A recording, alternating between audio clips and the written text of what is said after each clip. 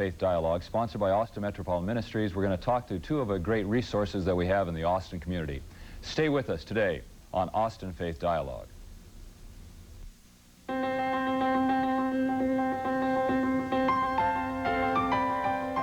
This is Austin Faith Dialogue, a public affairs program discussing the important crossroad of religion in life, produced by Austin Metropolitan Ministries in cooperation with KTBC TV. Austin Faith Dialogue highlights the interaction of the religious community with the social and cultural issues throughout our area. Now, today's edition of Austin Faith Dialogue. Hi, welcome to Austin Faith Dialogue. Good to have you with us today. My name is Carl Gronberg, and I'm host for the program. And I have with me two of the persons that I referred to at the top of the program who are resources for you and me and people who are interested in children.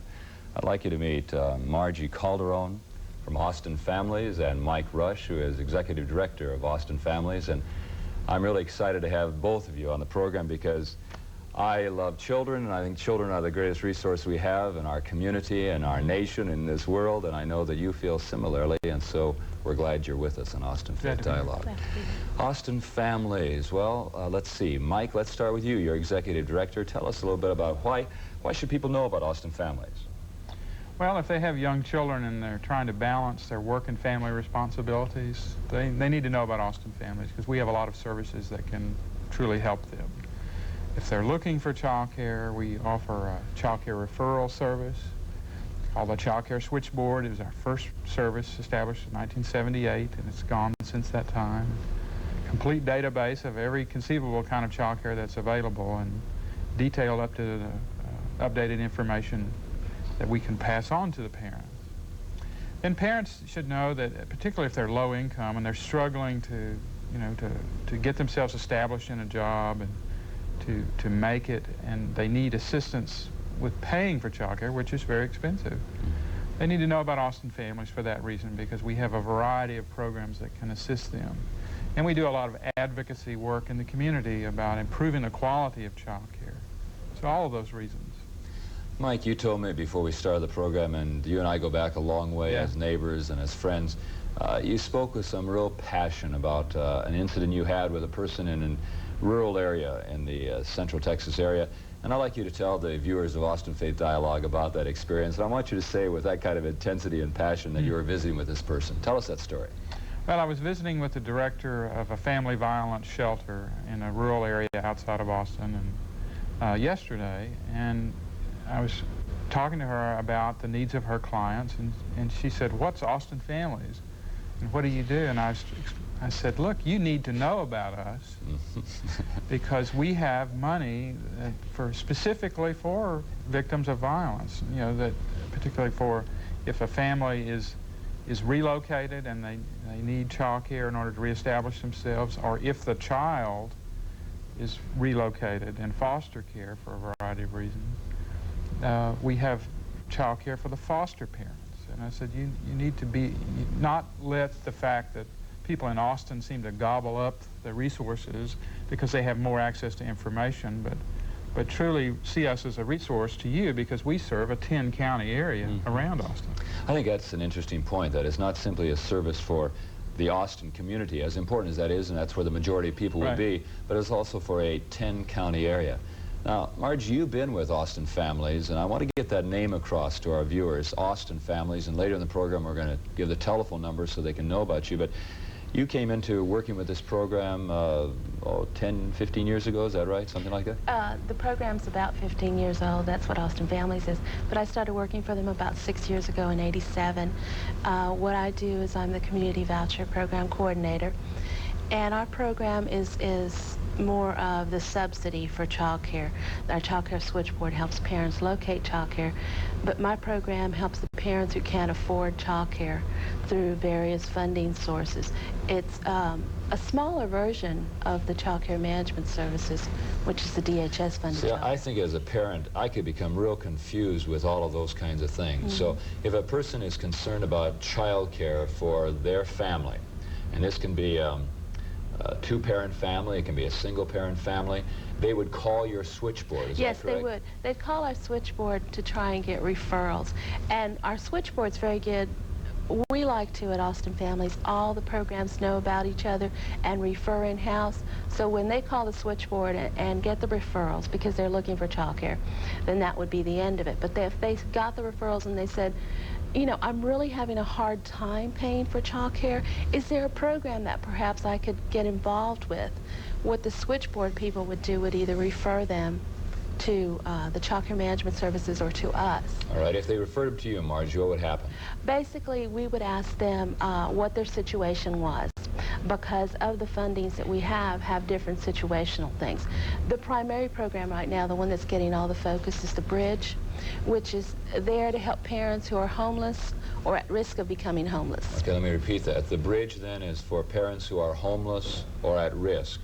How did the Bridge start? What's its history? It started with a coalition here in Austin of interfaith and congregation of faith congregations, community organizations, city involvement, and the Junior League. Okay, some of the citizens of the Austin community saw that there were people who were homeless and at risk of being homeless and children very vulnerable in Yes. that kind of situation. Exactly. And they knew about Austin Families, is that right? Yes, actually some of them, because one of the things that Austin Families likes to do is work with the community as a whole. A lot of this people were aware with some of our services. They know that we locate child care right away. Part of the community does. So whenever there's an issue about child care, the first name that comes to mind is usually Austin Families. That's great. And we appreciate that. You bet. Now, the Bridge does what? A person calls up and says, A person calls up, we would try and take what their situation is, where they're at. Are they looking for the job? Do they have a job but they can't afford child care right now? Are they trying to go to school? Are they a teen parent? We've got a case manager on board, Melissa Brown Langston, and she would help them and get them enrolled. And what we do is provide the child care, but we also hook them up to services in Austin that may be able to benefit from, such as SEDEN, or the Center for Battered Women, other or resources other resources that may be available. Mike, this all takes money to do something like this. Money has to come from someplace, and I want to talk about your history, and I also want to talk about a little bit of the history of Austin Families, but gee, Margie has really piqued my interest here now. How do you go about funding that to have that kind of staff, those resources? Where did the money come for Austin Families? A variety of sources. City of Austin, Travis County, the Department of Human Services administers the largest amount of subsidized child care, which is both state and federal dollars, and we handle that money for them in this 10-county area. We also work on a fee basis for private companies, doing services for them, administering both referrals and vouchers for private companies. But it's earned income, and we're an administrative service. In other words, we're trying to get these services out in our community. And the governments and funding sources see Austin Families as a delivery system, as a way to get the services out efficiently to the public. And that's why we have a lot of different things going on. We're able to coordinate things. And so if somebody calls in, say, and they don't know really what they want, or they don't even know what's available, our staff are trained to work through that with people and find out what their true need is. Oh, okay, you really need to talk to so-and-so. And so they don't get the runaround. Yeah. They get a real sensitive kind of treatment to help them get to the person they need to talk to. And if we cannot help them, and sometimes we can't, then we know community referrals. There are some other subsidized child care pots of money that the United Way creates and so forth. So you're saying there are resources available to people, there's money available for people, but they need to be hooked in. That's right. Someplace so that they know how to go about it. That there is hope, in other words, for the single parent who is saying, what am I going to do with my child because I want the best for my child. That's right. And any parent who is with it at all, that's exactly their goal, have the best for their child. 1978, Margie said this all started, or thereabouts, the late 70s. How did that happen? Can you give us a little sketch of the background and that we in Austin now have this organization with us? Tell us about the history. Well, Austin Families, we call ourselves Child Care Resource and Referral. And that's a term that began to be used in the 70s as organizations like Austin Families started to appear all around the country. And they did it because more and more people were going to work, more and more women in particular were going to work. So we had to have, people had to have child care. And as they were trying to balance their work and family responsibilities, they needed better information. It's hard to find out what you need to know. That's how it got started, to try to meet the needs of families. And slowly we acquired these other services that we've been, the voucher services and training and so forth, to try to meet the total needs in the community concerning child care. And it's like most nonprofits, it's been a slow and steady growth process until the last 2 or 3 years, and we have seen, thankfully, more money come available for child care and early childhood needs. It's not enough, but it's certainly a big improvement over what it has been. Mike, you were in community education before you went to Austin Families. You've always been a people person. I've served with you on boards, and I appreciate that type of concern you have for people. But I'm wondering, have you seen then a growing, and Margie, you might want to jump into this also, a growing concern for children in our community, in our state, with monies being appropriated for that purpose? Is there a growing awareness of the value of children? Absolutely, and from unlikely places. But people realize the children are our future, and they realize, you know, how many people are in prison and how costly it is to try to rehab a damaged life in prison when we can be investing on the front end in the earliest years and reap a much greater reward. And that is a nonpartisan kind of belief now, I believe. All spectrums of the community see that, and you know, and I think it's both national and local, and we still haven't gone far enough. I think there's still a tremendous unmet need, but we were so far down that we've just started to meet the need. We have waiting lists. We still have waiting lists, even and people may have to wait considerable lengths of time to access some kinds of services. Well, we're going to talk about some of those services when we come back, because I think the people who are viewing Austin Faith Dialogue are people who are interested in the community. They're interested in the climate, the spiritual climate of the community. We want to talk about those kind of spiritual roots that are a part of Austin Families. But we also want to talk about things like the Bridge that you mentioned, Margie, and other programs that you offer through Austin Families. Stay with us on Austin Faith Dialogue, and we'll come and talk some more about Austin Families. Thanks.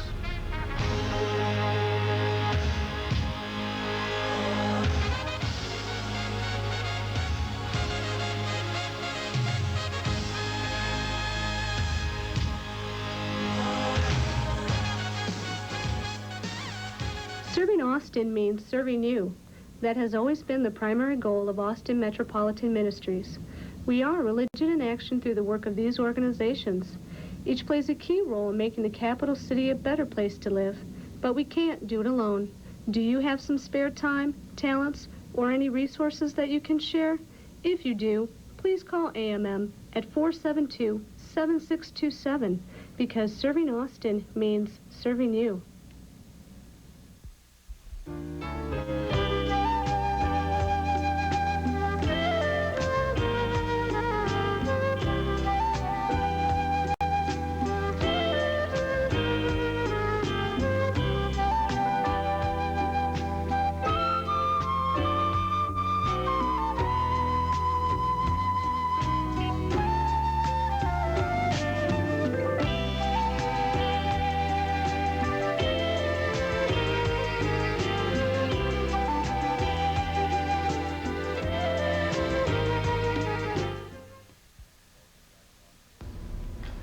Welcome back to Austin Faith Dialogue. Today we're talking about Austin Families and child care, and during the break while you were learning about Austin Metropolitan Ministries, Mike and Margie and I were talking about what Austin Families does, and out of this child care handbook are these words: as a parent, one of the most challenging decisions you'll face is selecting appropriate child care.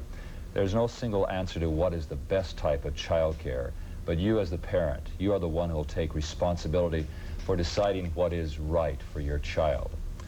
We're saying that this is a crucial decision not only for you as a parent or for grandparents or relatives, but it's also a crucial decision for the Austin community and those of us who prioritize children.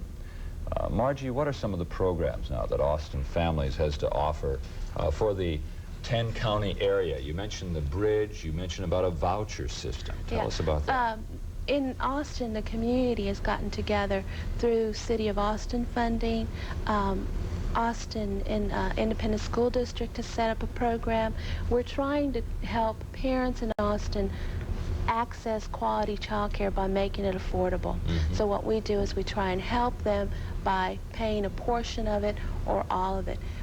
We're actively trying to get employers involved to offer it as an employee benefit for some of their employees. And they are Austin employers right now who are doing that, making an extra effort to make sure that quality care is available to all parents. Years ago, when I was living in another city, I was president of a board that dealt in this area with these kinds of concerns. And I remember now, you're talking about the late 60s, early 70s. And we raised the issue about employers providing child care. We were called communists. Exactly. We were branded all kinds of wild ideas. And I look back upon it and say, wow, we were way ahead of our time. But now you're offering that type of thing, and employers are now becoming sensitive to that and yes, coming to you. they're buying into it. I feel sometimes that I'm a radical because I say, I say, well, the business world needs to contribute back to the community, which is providing them with the workers, with the money to continue to make their profits. It's only fair that they in turn help support the community, help support their employees, the families, and a lot of employers are understanding that the two go hand in hand. Sure. If I help the employee with the family, then I get a better employee, I get better production, I get more profits. Absolutely. It's becoming a reality, and we've got a lot of Austin employers who are really buying into that and Because are of offering the, those things. Mike, the breakdown of the family unit, people are recognizing the need to work towards having stable family units. What are some of the other services? We hear Margie talk about the bridge and the voucher system. Do you still have telephone referral? Do you still do that type of thing? What are some of the other services you offer at Austin Families? Well, almost all of our services can be accessed by phone, and particularly if they're calling for referrals. But if they're just seeking information about subsidized child care, they can also just call. But we go out into the community a lot, Carl, and working with the child care providers to try to assist them because they need all the help and support that they can get. When you go out into the community and you go look at some of the child care providers, what do you see happening in the Austin community? What's going on with child care providers? What do you see as their greatest challenge, and what's their need?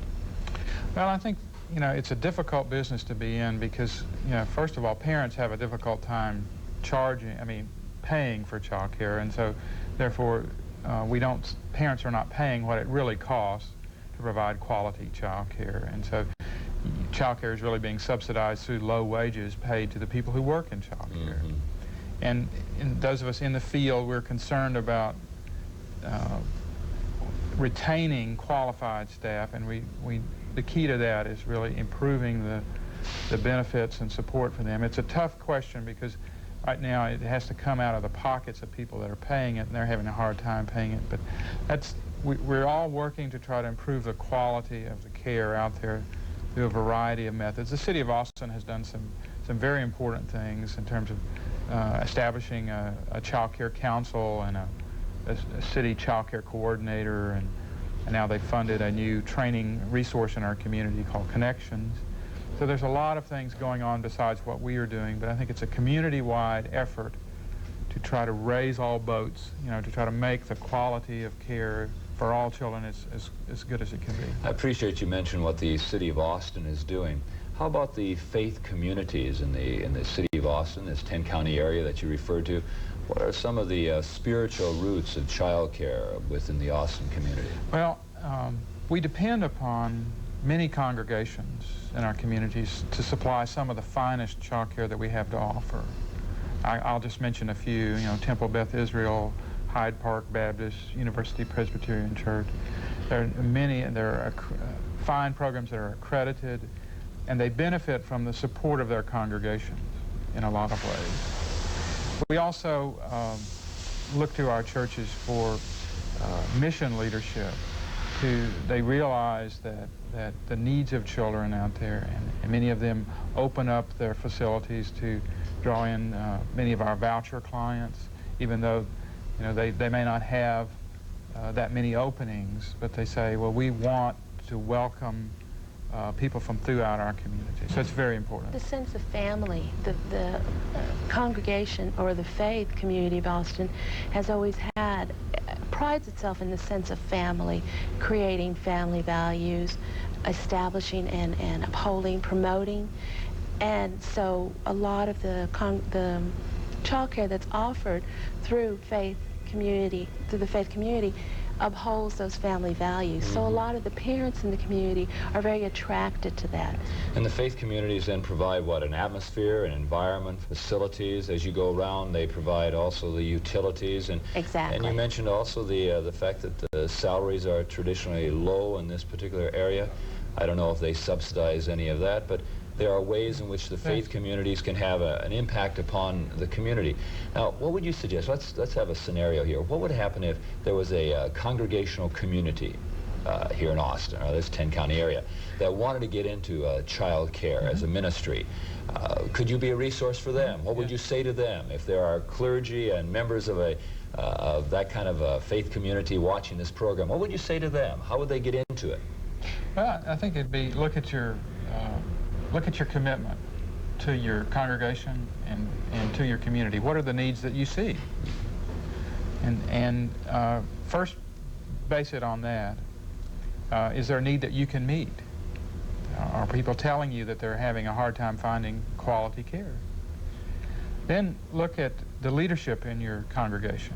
Is there commitment to follow through on this? Not just from the pastor, but from the leadership in the congregation itself. Then are you set up appropriately? Do you have the facilities to meet the need, or can you arrange for them? And then are you willing to follow through then? You know, a child care community program goes on 12 months a year, 5 days a week. It's in there using the building all the time. Many congregations love the fact that they have this activity going on, and they draw members sometimes from the people who discover the life of the congregation through bringing their child there, and then they make that investment in children. And you spoke earlier about how critically important it is for our future that we value children, and what better way than to make a concrete, direct investment in them. So. If they can't set up a program in their congregation, or don't have the facility or the funds, one of my dreams is to have a community-based organization around child care, or have the community so actively involved with the child care center, pick a facility in the area, and as a community work to meet the needs of the provider and all the families that go there. Open the area to the family. Do they need faith? Do they need spiritual guidance? Do they need recreational? Is there some way that you could work as a mentor or as a companion? There's a sense of just building that sense of community around a particular facility that's already in the area. It doesn't take a lot of money. You know what I'm touched by in this conversation is how creative you both are, and the ideas that you have, and how close to your hearts must be this whole issue of child care and helping people to work together as families. And I think, Margie, what you just said, building that sense of community. What about training? Isn't that an aspect that once you establish a child care center in a congregation or community, then those who are the child care providers, they need training. Does Austin Families offer that kind of training? Yes. Yeah, a lot of many different kinds of training. We have different kinds of funding sources, and certainly there are other providers of training out there, but we do as much of it as we have resources to do, and it's absolutely critical. And because of the turnover of child care staff, because of low wages, there's a retraining that has to keep going on. Well, Mike, you mentioned that a couple times, and Margie, excuse me, but you mentioned that low wages. What's going to happen in that area? What do you see? What can people watching Austin Faith Dialogue do do we have to get more money from the government? How do we go about raising these salaries? Well, we've got to make people realize they're not paying the full cost of care. And in many cases, it's in congregations or it's in publicly subsidized programs. Somebody else is picking up the difference that allows quality to be reached. Maybe the program is not having to pay rent, so they can put more money into salaries and therefore retain people. But that subsidy is coming from somewhere. And in many programs, that subsidy comes from the low wages provided to people. And so people's expectations, they have to, if they want high quality, and everybody does, they have to realize there's a price associated with it. And yes, I think the final answer is it is going to be a public issue. The early years before school are going to have to become a greater public concern as the way we're concerned about public schools now. Many of the European countries have decided that early childhood is not going to be a problem for their citizens. They're going to have a commitment to that and prioritize that. Margie, you were going to say? Be as creative in how you help the child care community as well. Just as you adopt schools, you can adopt child care programs. The training that's available, we were talking about training, can be provided not just by those who specialize it, but help train trainers so that providers are providing training to providers, or parents become trainers. We try and be real creative because no, there isn't a lot of money out there. And yes, the low wages is what subsidizes the child care. Creativity, commitment, children. Those 3 C's speak of you and Austin Families. And I'm delighted because Austin Families started at Gethsemane and the growth. And I remember when you were making the decision to go over and be an executive director over there and wondering if that was really God's call to you. And Mike, it certainly has been God's call to you. You're doing wonderful work at Austin Families. And speaking as a pastor of a congregation that's involved in child care ministries, we're grateful for you and how you encourage us always. Susan Hayden of our staff, encouraging all of us to quality child care. Now, we want people who are watching the program to know about Austin Families. What's the phone number? If they're going to want to be a part of Austin Families, do you remember what your phone number is? Maybe I can dig it out here. Well, 454-1194 is our child care switchboard. And that's the number that most people call when they're looking for child care. So 454-1194. Thank you very much. Margie, Mike, it's been a delight to have you on Austin Faith Dialogue. And we're grateful that in the Austin community we have an organization like yours and that we'll work together in prioritizing the importance of child care. And thank you all for watching Austin Faith Dialogue. See you next week.